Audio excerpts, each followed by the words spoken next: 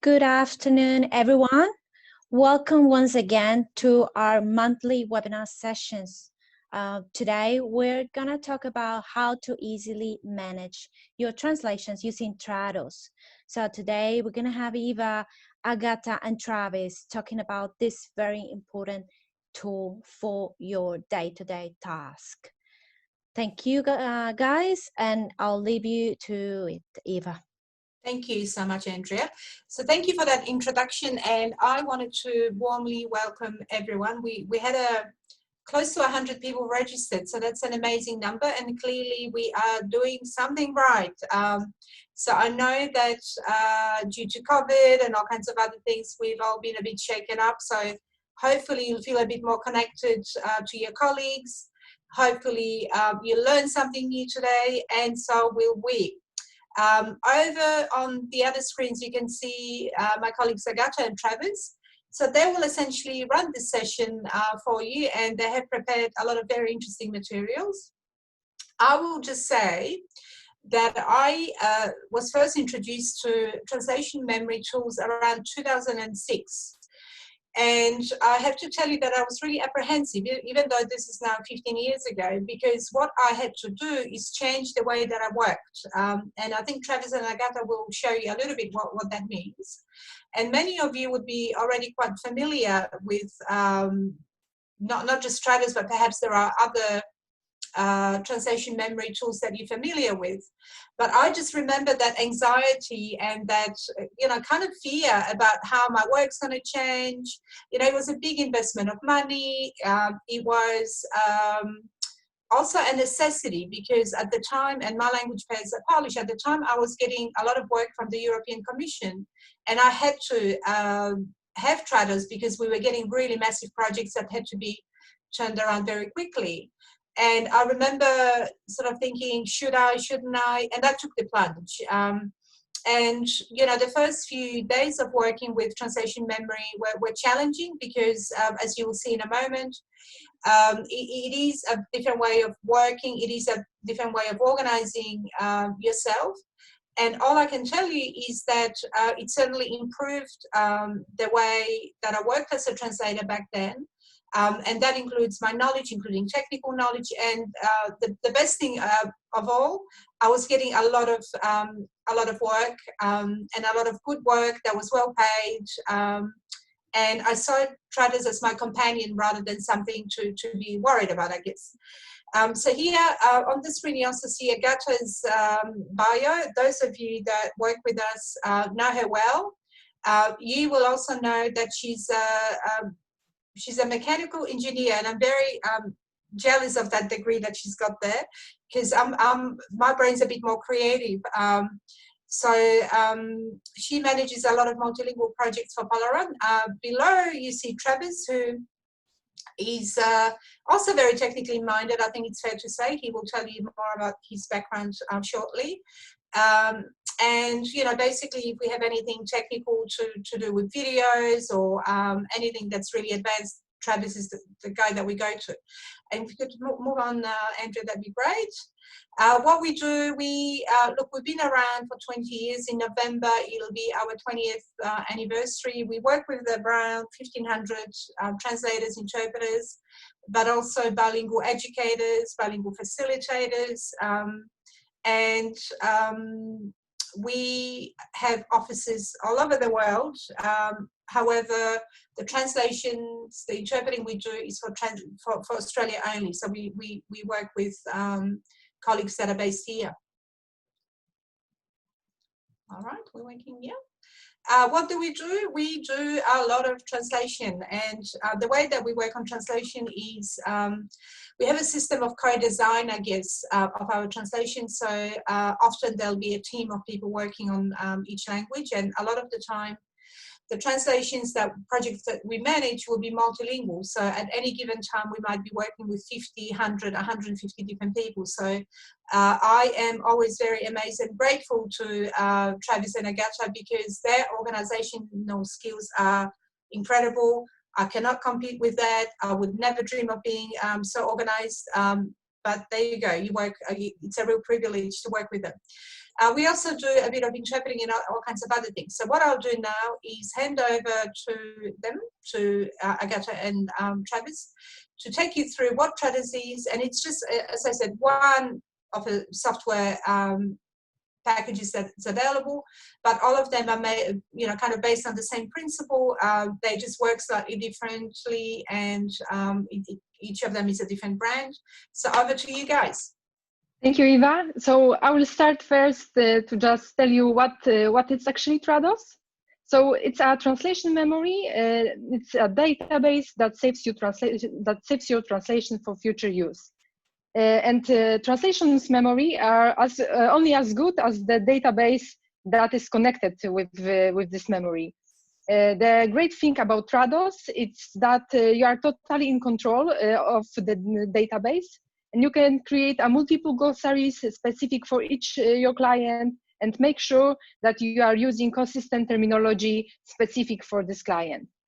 So it helps you create content faster. So you don't actually need to go through the previous jobs that you created and manually search for similarities, for the terms. Trados actually have the tool that will show you the matches, and in this way your work will sometimes your work will be to review the content and add few changes instead of doing it once again. So it also improves the quality of the translation, because the previous content that you're saving in the database probably was already checked, proofread, and you are sure that you're not using Google Translate. So you are sure that your translation that was connected with the topic, it's accurate. And it also simplified project creation. We will actually show you that you can easily see how the translation will look on the target document in a PowerPoint presentation, and you can review the content easily. Trados it's perfect tool to show all the changes that were made in the previous translation. The most important thing, you don't need to translate the same content twice. And we can move to the next slide, because you may actually wondering how much it is to have a Trados. So we have on the Trados website, you will have a few multiple licenses. We listed here 2 of them. One is freelance Trados Studio, and it's a lifelong license and costs 620 Australian dollars. So that may actually seem like a lot, but it's actually an investment that will increase your efficiency. There's also another cheaper version, but it's basic version of the freelance Trados Studio. It's called Starter. And it's actually only for 1 year. But if you're not sure if you will be using freelance version, maybe it's a good start to consider this version. You can also start just by trying the 30-day free trial on the Trados website. In this way, you don't need to pay anything, and you just check what tools the software is offering. And also on their website, you will find a lot of training, a lot of certification courses. And one of them, post-editing certification, is now for free. So if Trados is a software that you're already working with, maybe that's something that may be really good to check. And now I will hand over to my colleague Travis, who will show you Trados, more of the practical side of how to use Trados. Thank you so much, Gats. Hello, everyone. Hope you're all having a very good day today. Yeah, so we're just going to go through a few of the basic tools of the database itself. We're actually going to go through a bit of a run through as well of some of the tools that you can use within the database itself. I'm going to give you a bit of idea of the interface that you'll be interacting with. So we've got tracked changes. This is a very familiar thing that I'm sure a lot of you translators understand, especially if you've been involved in any of our independently checked or community approved projects. This is basically just the process of a checker going through and highlighting aspects as they go along. So it makes it a lot easier for you to translate and update changes accordingly. We have other simple things like real-time preview, as well as spell checking. Nothing too difficult when we're talking about Word or Excel documents. We have a bit more technical stuff like PDF, OCR reader, and some bilingual Excel support. For all you tech heads out there, that will be very, very good to utilize. We've also got some other sort of less technical stuff, like terminology management, which is just sort of that quality assurance matter that always needs to be conscious in the back of our mind, and a few other things like perfect match. This is a concept that Trados uses within its database algorithms, and this basically just means that when we have created a translated memory, anything that you have already translated, you won't have to translate again. I know that sounds very simple, but it actually is very, very effective because it uses this perfect match tool and this ideology. So that when we're going through and translating content for a similar client or a similar resource that you obviously may have translated in the past, this is actually going to cut the time in half of actually translating content. And I'll give you a bit of idea of how this works. So I'm actually just going to share my screen with you guys and give you a little run through about the interface of Trados itself. Okay, so if you can see my screen at the moment, you can see sort of an interface, which is basically the main dashboard of the projects tab of Trados. If you haven't looked at the screen before, it can be a bit chaotic, but I will try to explain it as best as I can. So basically, this is the projects tab. Now, in the projects tab is basically a list of projects that you can sample, and it's basically store your information based on the projects that you are completing. For the purpose of today's exercise, I'm just going to use the sample project that Trados supplies us, which has a lot of great tools that I can show you with. So you can do like different things such as naming conventions. Obviously, you name everything accordingly. You have the status of everything, so we can see which ones are in progress. You may have jobs that are on a hold, as well as jobs that you may have completed that you might want to look back on. We've also got due date and a bunch of other different tools in terms of a project management aspect. This is a huge thing that Trados, I believe, has that definitely overvalues itself against other competitors. With that inclusion of that project management side of things, you're actually able to sort of track everything together in that one dashboard.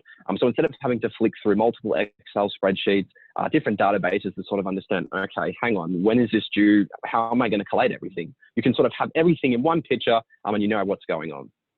So I'm just going to go in and click on this projects tab. And as you can see, we've got a whole different bunch of documents that are basically just samples that I'm going to go through with you. As you can see, probably from a quick glance, you've got a few different types.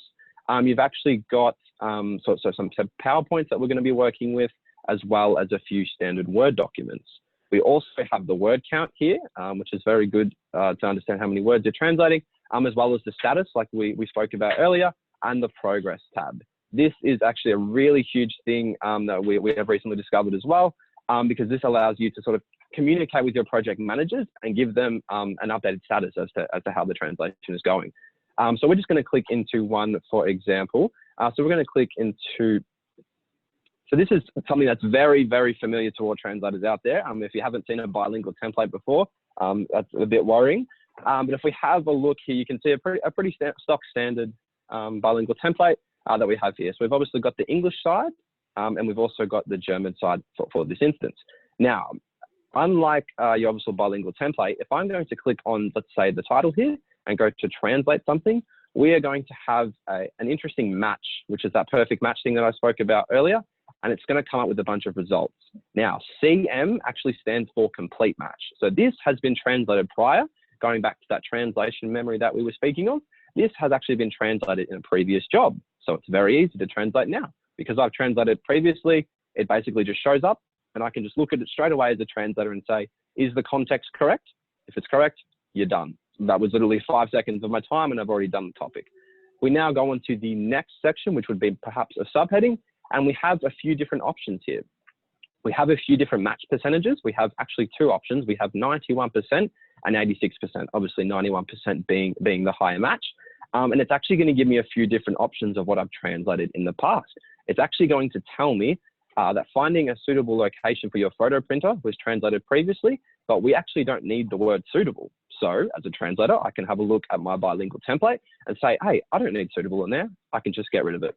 And that's the second one that's already done. This is a process that is followed throughout the bilingual template. And depending on different sections that you have had translated, you'll get different match options depending on each one. So just say if I was to go into this one here, which doesn't actually have any reference or any past translation memory, it says no matches found up here. So that basically means it's a blank slate, and I will have to translate this accordingly. This is especially useful to have with glossaries in Trados, because when we use glossaries, we've got sort of, standalone words that will come throughout, and you can also include these in based on obviously the client's request as well. So what I'm going to do now is I'm actually just going to close this document real quick, and we'll move on to another document in question.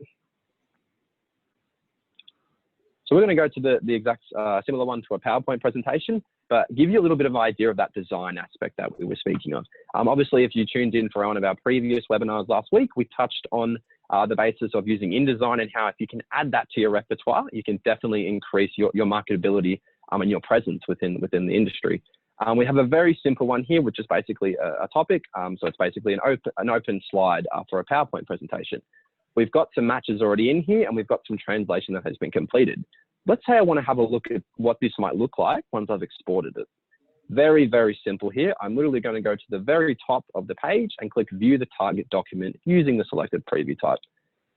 This button is now going to open this form in a PowerPoint presentation. And as you can see, it's been inserted into the design template without me having to tweak anything. I know it seems very basic as I've only used a simple example here, but this is actually compatible with a bunch of different other file types.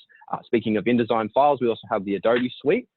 Although they do require a little bit more tweaking in terms of having to set those things up, it's definitely a very useful tool to eliminate that process of design. It's sort of filtering out all of the copying and pasting and just getting to what's actually important, which is the translation aspect. So what you're able to do is you're able to cut a few corners without actually compromising any quality. We can actually just check this straight away and say, yep, that looks good. I know what's going on. So in terms of the projects and the files aspect, that is what I'm going to briefly touch on for today. Those are just a few simple aspects in terms of sort of how to manage and get you started in terms of a project. But when you actually download Trados, whether it is the 30-day trial or not, you actually do get a sample project much like this with it, which you can actually use to upskill yourself and learn more about it. Obviously, there's plenty of tutorials and upskilling videos online, but this is a great way to sort of, get out there and learn for yourself. I will just briefly touch on the translation memory aspect, as I've obviously discussed. This is an extremely customizable field that you can use across all of your projects. Again, like I said, it does look a bit daunting, obviously looking at it for the first time, but it's actually quite simple. So what I can do is I can create new translation memories based on each client that I'm working for. So let's say we have one of our biggest clients, we have Diabetes Australia. I'm going to go through and make one for Diabetes Australia. I would go through and name it accordingly with a description to make sure everything's tailored to the correct one. Now, what I can do from that point onwards is I can actually include a glossary of terms that they may have provided, include all of the work that I've actually completed for that client. Now, this becomes especially useful when we're talking about community-approved translations, where we have very specific terms that we need to get right, especially when we're talking about culturally appropriate terms. So what we can actually do is we can include all of this in one glossary, so that when I go to translate content in the future, I'm not having to go back to my project manager or back to the client and say, okay, I need to clarify this term once more. You've already clarified it once and everything is already stored. And because of the smartness that is within the database itself, it's able to work very well together. That was all I'm going to touch on at the moment for the actual database itself. Again, I don't want to overwhelm you with too much information because for some of us, it actually is quite a new concept. But it's something, if there is a lot of interest in it in the future, we are more than happy to do more webinars on maybe going into depth in terms of the projects, the files, or the translation memories itself. So I'm now actually going to hand you back over to Agata, who's going to briefly touch on some more about Trados. If we can see the presentation, yeah.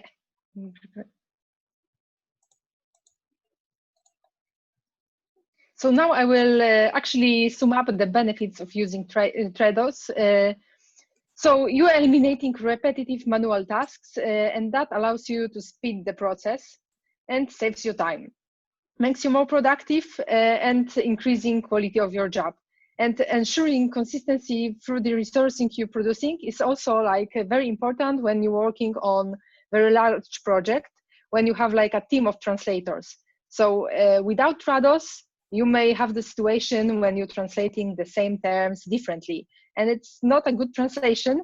And using Trados as a tool will allow you to have this consistency throughout the resource. Even if there is not only one translator who working through the resource, you can use Trados like together, and in this way, yeah, you can have a really high quality translation.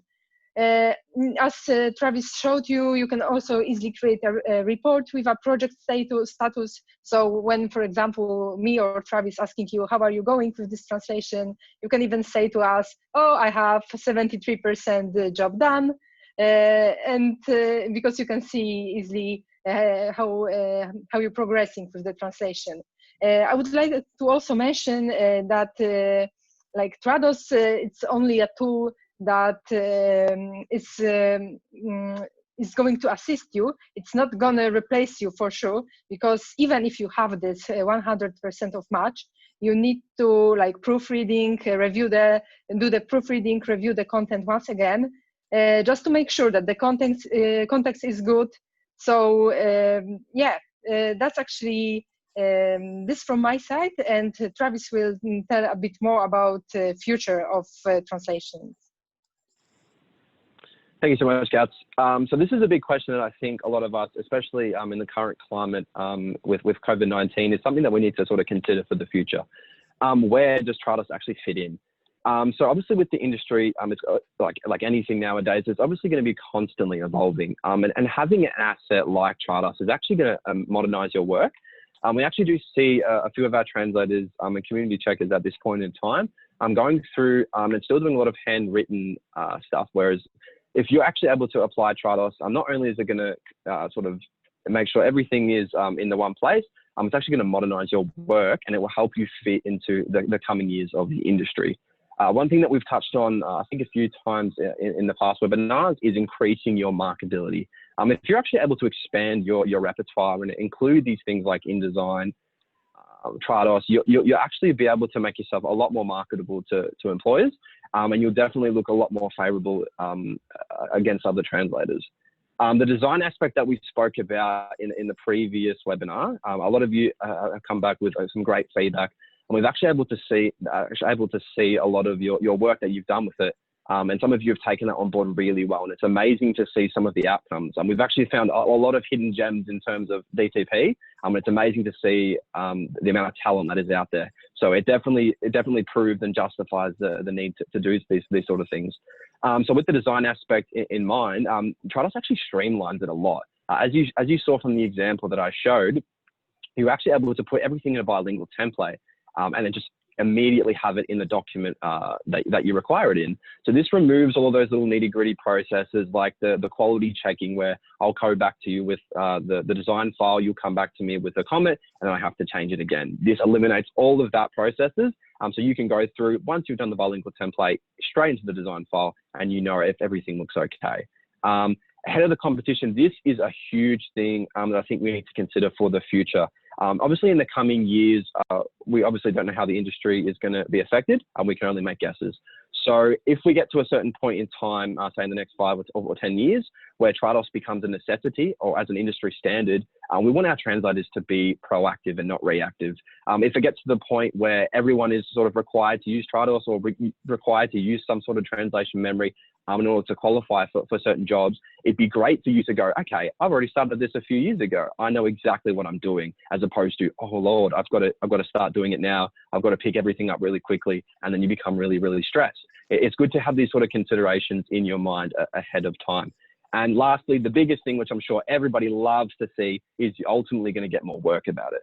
If you're going to make our jobs a lot easier, you're going to communicate with us more effectively and actually be able to streamline jobs to the point where we're reaching much more achievable deadlines, and we're making the client happy in the process. There is nothing more that we would love to do than give you more of this work. So it's definitely worth, I can't stress enough, it's definitely worth including this in your repertoire.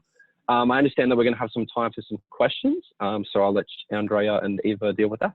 Yeah, thank you so much. So I think what we've managed to do through this is to give everybody a very succinct but very clear picture of how it works, what the advantages are, and why you should consider investing in this. So what I wanted to tell everybody, and some of you might obviously know this already, is that particularly in Europe and in US, translators tend to be a bit more advanced, I guess. That's not disparaging the Australian industry, but it is true. And mostly because they deal with more volume. So, you know, when you work for European Commission, let's say there's, 27 or whatever official languages and different language pairs. So to be able to get that work, you have to have these tools. Otherwise, you won't be able to keep up with the demand and produce the volumes that they expect of you. So this is not for everybody. If you are good at, translating marketing materials, this might not be the right tool, although it would also assist. But specifically, this is really good for large volumes. Specifically, this is really good for teamwork, and you can set up your own memory. You can set up your own glossary and take control of your destiny, if you like. So that's something, that's sort of a setup, whether you go with Trados or some other software, it puts you in charge of your business, I guess, or of what you do. And what I think Travis mentioned there, maybe Agata, is that you still need humans to work on this. So I guess it is a different way of working. As you can see, it gives you a platform that you have to follow. So you can't be too creative with it. It's a setting. It's you can adjust some of the settings, but it is a platform that you have to kind of plug yourself into. But on the other hand, it gives you that structure, it gives you the measurement. So for example, one of the things I remember doing myself is, let's talk about the elephant in the room, and that's the fees or the payment. What I was able to work out is this, that if I can make myself more efficient, I can make per hour, we're talking about money, which is not a sexy subject, but let's talk about money. If I can be more efficient and translate more words, then I can actually make more money, if that makes sense. So I looked at my efficiency. So how many words can I produce per hour, per day, per whatever? And what does that mean to my hourly output? So how many words can I produce? What does that mean to my hourly rate? And I was very clearly and very quickly able to get up there with people that were able to turn over a lot of volume. Sorry. The reason that we are still talking about humans being part of this process, and we will for the foreseeable future, I think, is that you have human input, as a necessity. So for example, for words like screen, there's probably 20 different meanings in English alone. So you still have to check, you still have to read it, you still have to be in charge of the words that you're producing. Or you might have, printer options or printer settings. It's the same thing, but it's not the same thing. So with that, I can see we have many, many questions. I'll hand over to Andrea. We don't have a lot of time left, but essentially just to summarize, what I would like you that are watching this to consider is how to add this translation memory software to your suite of services. So if you can, then that does make you more marketable. It does make you more efficient. It's a challenge for people that might not be technically savvy, but as we've already said, there are lots of resources out there where you can learn this stuff. And if you need us to assist you, to support you, to help you, we're there for you. Over to you, Andrea. Thank you, Eva. The first question we got is, how does Trados handle data? Does it upload data like Dell? I might take that one. So was it Travis that's mentioned, or maybe Agata, garbage in, garbage out? Okay, so when you talk about uploading data, you are in charge of what you're going to put in there. So I don't know if you've read, just recently, a European company sued one of the governments, I can't remember which, or maybe it was in America, states, so for giving them polluted data. So what happened was that into one of the, I don't even know if it was Trados or something else, but what happened was that they imported data that wasn't of good quality. And what that does is that it essentially creates bad translation. So you have to be careful about what you put in, and it's up to you what gets put in. And you also have to be careful of things like confidentiality, because each client owns their own data, they own their own translation memory. So you can't put diabetes, Australia with cancer Victoria together, because they'll pollute the data, and also you will be breaching confidentiality. So I'm not sure if that answers your question, but you do import it yourself, so it doesn't happen automatically. You're in charge of what gets put in. Thank you. Is Trados easy to install, and is it user-friendly? I think, Travis, you can tell us. What do you think? Basically, going over the last 15 minutes that I've just shown you, it's obviously very, very easy to learn. I've read up on a lot of websites in terms of tutorials, and some say that it actually takes around 2 hours to master. It's not too difficult of a software. It's very straightforward. Like I said, it's very compatible with a lot of programs that we use on a regular basis, including PDFs, JPEGs, a lot of commonly used file types that can be included within Trados. So I think that pretty much summarizes everything that can be used within Trados, and just shows how great of a software it really is. It's pretty powerful, and the advanced features are advanced. So I think, the basic features that we showed you today are very easy to use, and nowadays things are easy to install, and they're fast and very efficient. But anything that's a bit more advanced, it does take time to learn. But the most difficult thing with packages like this, with software like this, is to learn a different way of working. Because everything's segmented. I don't know if you've seen on the screen that you do not work with a Word document. You get segments. You get bilingual information side by side, and then it gets populated by the memory that you've already got. And your job is essentially, to some extent at least, post-editing. So depending on what's stored in your memory, it finds matches.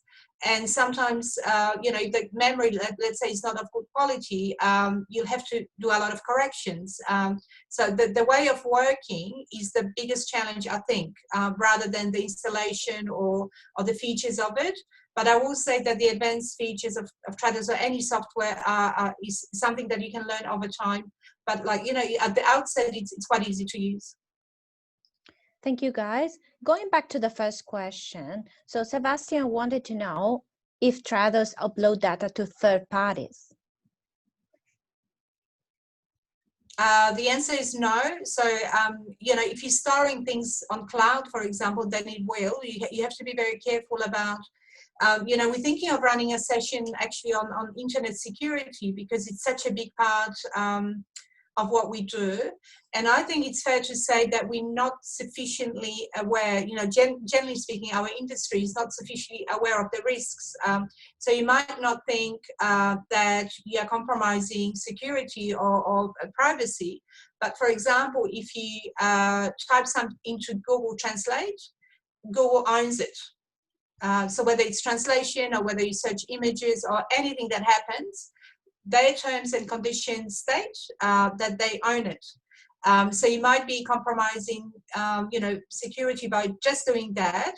But in terms of Trados, the information is stored wherever you tell it to store it. If you're storing it on cloud, you need to be sure that it's a secure server, and you're not breaching confidentiality or security that way.